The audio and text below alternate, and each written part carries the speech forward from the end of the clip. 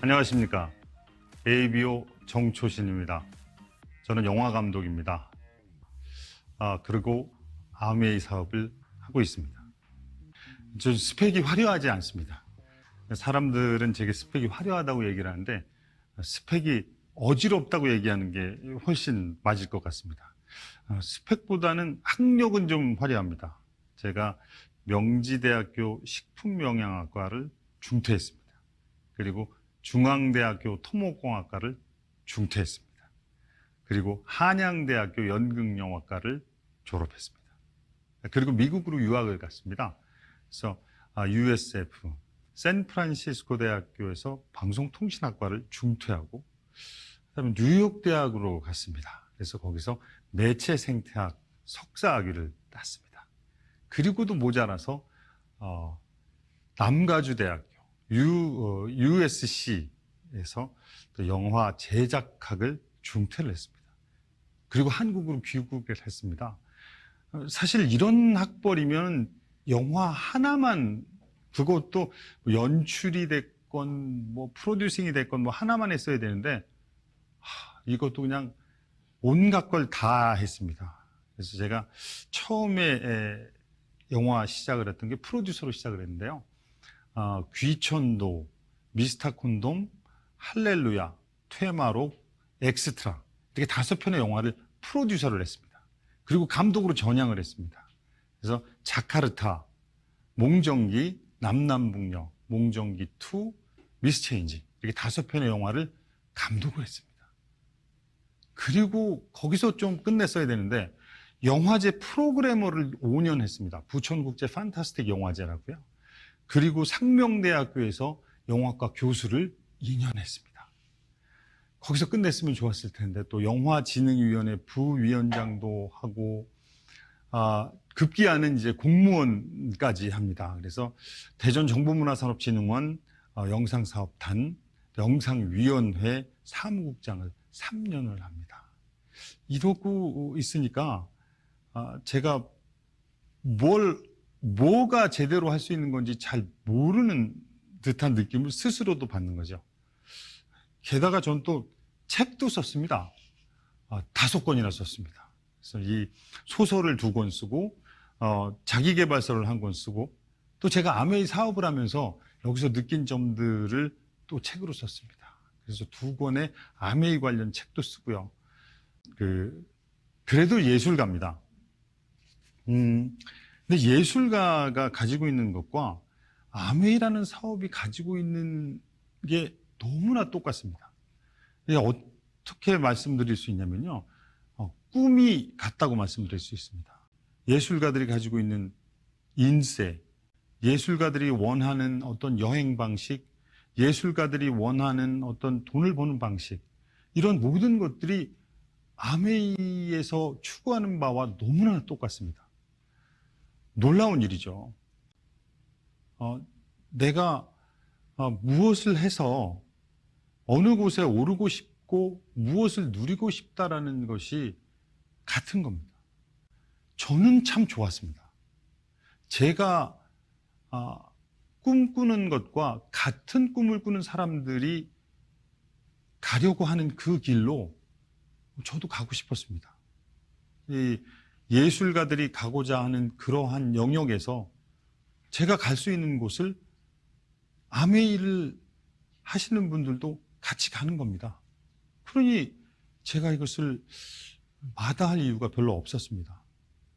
내가 하고 싶은 것, 그것을 현재 영화에서 이룰 수 있었다면 또 다른 곳으로도 이룰 수 있지 않을까, 이렇게 생각을 했었습니다. 지인들은 제게 그렇게 얘기를 하더라고요. 이미 하나의 것으로 정상에 올랐는데 왜 또 다른 것을 하려고 하느냐고요. 그런데 저는 그냥 그게 뭐 어때서, 할 수 있으면 정말 행복한 거지 라고 생각을 했었습니다. 제가 그 아메이를 어떻게 받아들였냐고 참 많은 분들이 질문을 합니다만 저는 그 정도면 충분하다고 생각을 합니다. 아메이 사업을 받아들이는 일이 무슨 벼슬 하는 일도 아니고 아메이 사업을 받아들이는 일이 무슨 큰 정치를 하는 일도 아닌데 그렇게 막 적극적으로 거부하고 나는 절대 못하겠다라고 할 만한 것이 아니라고 생각을 하거든요. 저 역시 마찬가지입니다. 그냥 아메이는 제게 왔고 저는 자연스럽게 받아들였습니다. 제가요 처음에 그 영화를 시작할 때 귀천도라는 작품을 시작을 했습니다. 그런데 이 영화의 대부분이 세트입니다. 근데 여러분들이 이 세트에 대해서 잘 모르실 텐데 세트는 바깥에 있는 소리가 안으로 들어오면 안 됩니다. 그러니까 뭐 완전히 밀폐되어 있다고 생각을 해야 됩니다. 그런데 지금 보시는 것처럼 이 세트가 전부 폴리우레탄 합성 수지 뭐 이런 거로 만들어졌습니다. 제가 세트를 만드는 2달 동안도 그 프로듀서이기 때문에 지시를 해야 됐어요. 영화를 촬영하는 동안도 여기 계속 있었어야 되고 끝나고 나도 이 세트를 없애버리면 안 되기 때문에 그걸 계속 봐야 됩니다. 거의 반년을 제가 그 안에 있었습니다. 주변에 인근에 살고 계시던 분이 지나는 길에 들리는 겁니다. 그리고 이제 저의 몰골을 본 거죠. 그분이 제게 이야기를 합니다. 혹시 뉴트리라이트라고 들어보셨나요? 그래서 저는 이제 어떻게 먹는 거냐 했더니 뭐 이렇게 먹으라고 그래서 몹시 성실하게 먹었습니다. 한 달이 딱 지났더니 놀랍게도 아무 변화가 없습니다. 그분한테 얘기를 했죠. 먹었는데 아무렇지도 않다. 그랬더니 그분이 그러시더라고요. 뉴트리라이트는 뭐 치료제는 아니니까 이 건강 보조 식품 아니냐. 그러니까 한 달 더 먹어보자. 그러시는 거예요. 갖고 와라. 그래서 2달을 성실하게 먹었더니 신비롭게도 아무 변화가 없어요. 그런데 사실 제 마음속에는 이런 게 있었습니다. 네가 그걸 아무리 갖고 와봐라. 내가 뉴트리라이트를 100년 먹는다고 나아질 것 같으냐. 이걸 제 몸으로 입증하고 싶었어요. 그 다음은 매우 클리셰합니다. 아마 여러분들도 다 그러셨을 거예요. 아니 근데 얘가 뭔데 뉴트리라이트가 뭔데 나를 이렇게 만들었어 라고 궁금해지죠. 호기심이 생기니까 이제 미팅에 가서 이게 뭐냐고 알아보고 뉴트리라이트는 어디서 만드는데 어느 회사에서 만드는데 아메이래 그 아메이는 뭐 하는데 이러면서 한 단계씩 앞으로 나아가는 거죠. 그렇게 해서 아메이가 제게로 왔습니다. 제품과 함께. 사실은 관절염의 가장 큰 적은 체중입니다. 제가 키가 185에 몸무게가 한 98kg. 말로는 98kg라고 우기는데 사실 제 와이프 사장님은 100kg는 뭐 늘 넘었다 이렇게 얘기를 하고 있죠. 의사 선생님이 그러시더라고요. 좀 웬만하면 좀 감량 좀 해라. 그런데 이제 사실은 이게 뉴트리라이트로 많이 좋아지긴 했지만 뭐 치료가 되거나 뭐 완치가 되는 부분은 아니니까 그래 살을 좀 빼자라는 생각을 받아들이도록 했습니다. 그래서 알겠다고. 그리고 난 다음에 살을 빼는데 뭐 당연히 바디키 아니겠습니까? 그래서 바디키 프로그램을 하자. 이래갖고 이제 제가 이제 바디키 프로그램을 시작합니다. 뭐 사진 보시는 것처럼 뭐 엄청난 변화가 있는 거죠. 저 끝에 있는 저 동그란 게 접니다. 목표가 정했습니다. 목표는 다니엘 헤니. 그래. 절로 가는 거야. 그래갖고 이제 똑같은 형태로 사진을 찍은 거죠. 그리고 이제 다이어트 바디키에 들어갑니다. 가장 중요한 포인트가 있죠. 바디키다. 그래서 바디키에서 하라는 것만 하면 된다. 이렇게 생각을 했습니다. 뭡니까? 저녁 안 먹으면 됩니다. 저녁 안 먹고 대체식으로 먹으면 된다. 얼마 동안? 9주 동안. 7, 9, 63.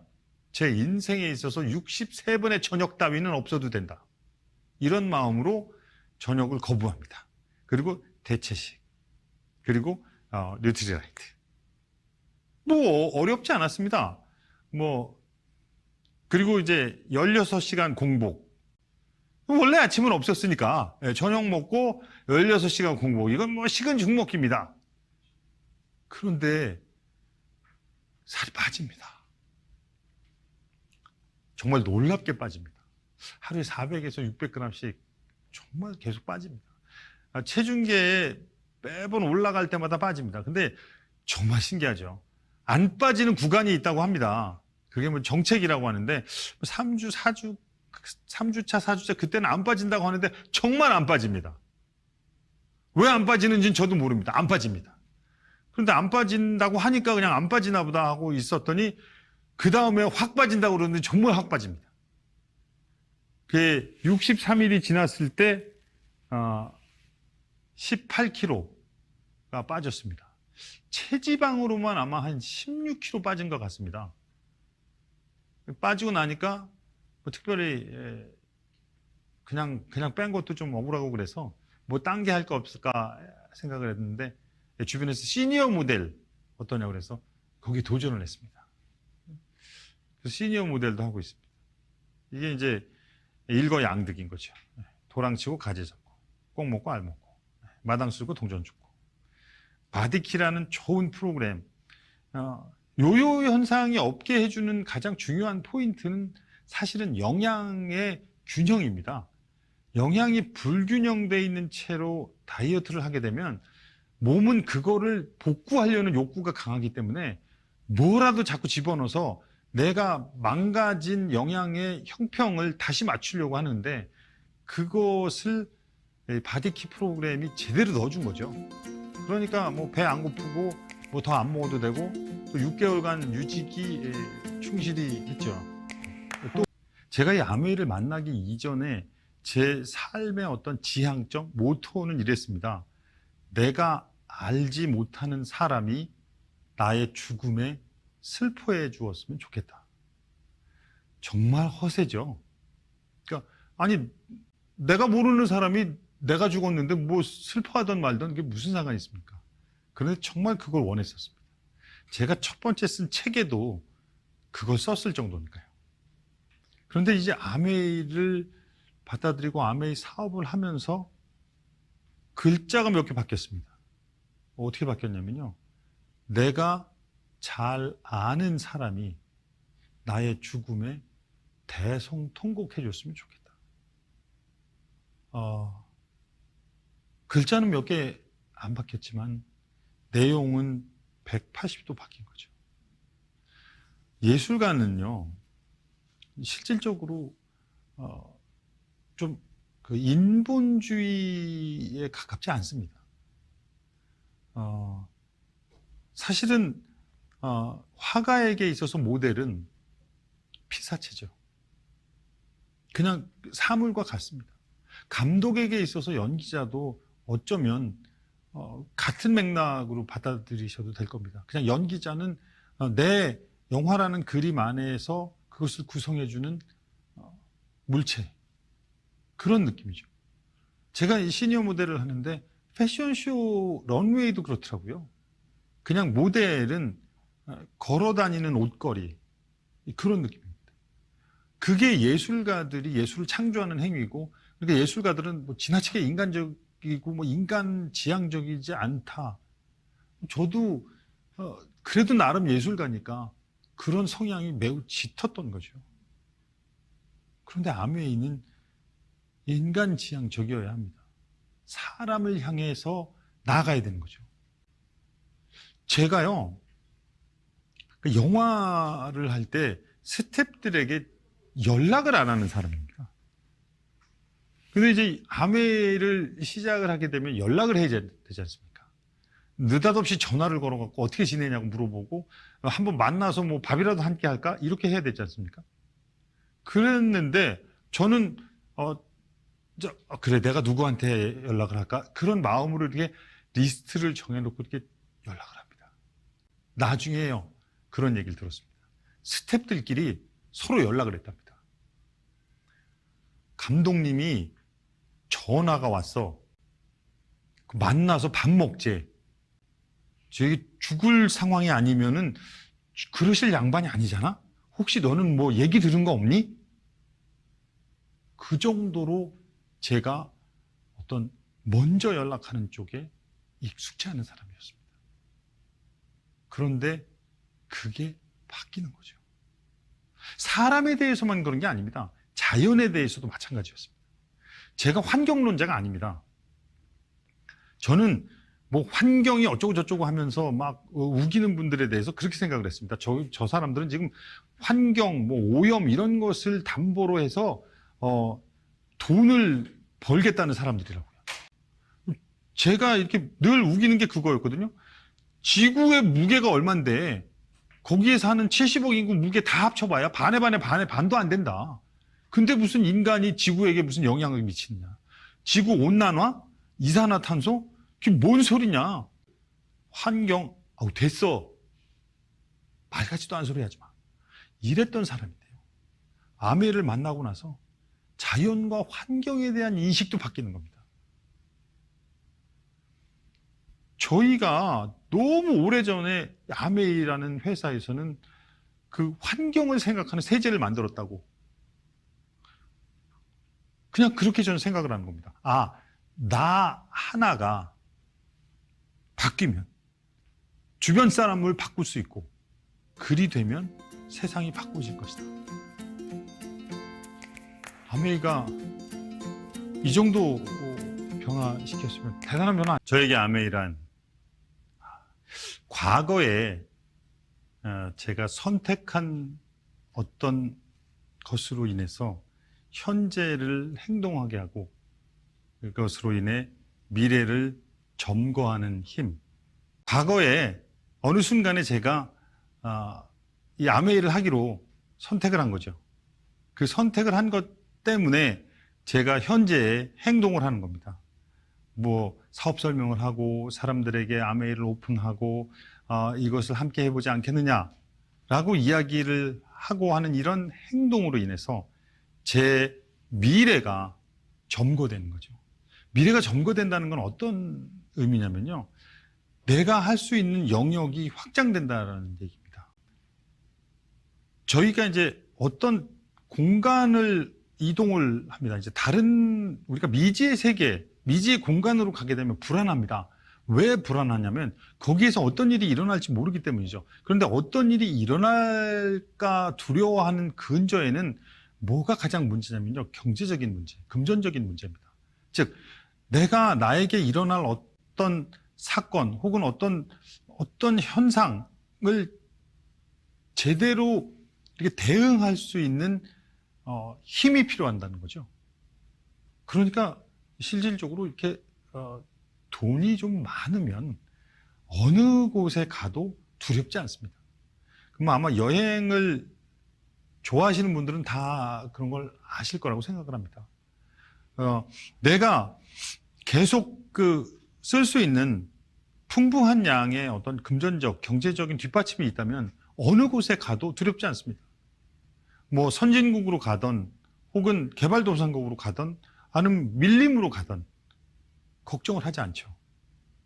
이 공간에 관한 문제만 그런 것이 아닙니다. 시간에 관한 것도 마찬가지입니다. 미래라는 것은 가보지 않은 공간과 마찬가지죠. 그렇기 때문에 내가 미래로 가는 것이 두려운 것은 내가 미래에서 맞닥뜨려야 될 어떤 상황 때문에 두려운 거거든요. 그러다 보니까 미래의 어떤 사건, 미래에서 일어나지 않을 우리의 미래의 어떤 것들이 나를 점거하는 거죠. 저를 억누르는 겁니다. 그런데 내가 미래에 어떤 일을 할 수 있는 자신감, 확실한 안정성이 있다면 내가 미래를 점거할 수 있는 거죠. 그래서 저한테 있어서 아메이는 과거에 내가 선택한 그 초이스로 인해서 내가 점거할 미래를 향해서 움직이는 것이죠. 두렵지 않습니다. 그런 마음이 있는 게 굉장히 뭐랄까요? 자신 있다고 할까요?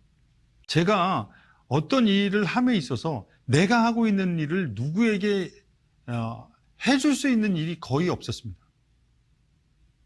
제가 영화 감독을 하는 동안에 함께 작업을 하는 스태프들에게 네가 나처럼 하면 내가 영화 감독을 시켜줄게 라는 말을 할 수 없습니다. 제가 대학교에서 교수를 할 때 조교에게 그렇게 얘기를 못합니다. 네가 좀 더 열심히 하면 내가 너를 교수를 시켜줄게. 안 됩니다. 제가 영화제에서 프로그래머를 할 때도 똑같습니다. 그 많은 스태프들에게 어느 누구에게도 제가 이야기를 해주지 못합니다. 네가 이 일을 열심히 하면 내가 너를 프로그래머를 시켜줄게. 안 됩니다. 이 세상에는 어떤 직업군, 어떤 경우에도 그것이 가능한 것이 없습니다. 그런데 이 아메이라는 사업을 만나고 그것이 가능하다라는 것을 알게 된 겁니다. 내가 무엇을 이루면 네가 원한다면 내가 이룬 것을 네가 이룰 수 있게 해줄게.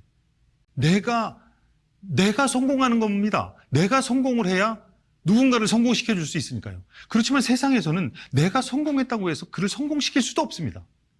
그런데 아메이는 내가 성공하면 누구를 성공시킬 수 있습니다. 그런 이 굉장한 힘입니다. 그래서 이 힘이 나로 하여금 성공할 수 있게 만드는 원동력이 되는 거죠. 내가 나를 가장 사랑하는 마음이 남을 가장 사랑할 수 있게 만든다는 것. 엄청난 기적적인 일, 그런 느낌입니다. 필요한, 중요한 것은 내가 원하는 것이 무엇인지를 알아내는 일입니다. 내가 원하는 것이 무엇인지를 분명하게 나 스스로에게도 이야기하고 남들에게도 이야기를 해야 합니다. 그런데 그것이 어떤 것이냐면요, 내 스스로 남들에게 이야기하기에 창피할 정도로 가슴 깊은 곳 저 안쪽에 묻어둔 것이어야 한다고 저는 생각을 합니다. 그냥 단순하게 BMW 740Li 이거 가지고는 안 됩니다. 세상에 뭐 종이에다 쓰면 된다고 그래갖고 벤츠 SL500을 10,000번쯤 쓰면 벤츠 SL500이 눈앞에 생긴다고 저는 그렇게 생각 안 합니다.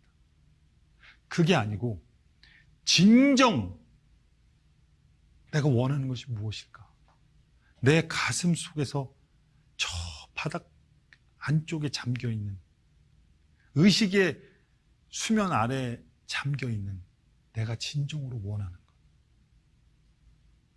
차마 부끄러워서 남들에게 이야기하기조차 어려운 소원. 그것을 함께 나눌 수 있는 것이 성공으로 가는 길이라고 저는 생각합니다. 소원을 끄집어냈으면 좋겠습니다. 마지막으로 여러분께 질문 드리도록 하겠습니다. 여러분 가슴 속에 잠겨있는 여러분의 진정한 소원은 무엇입니까?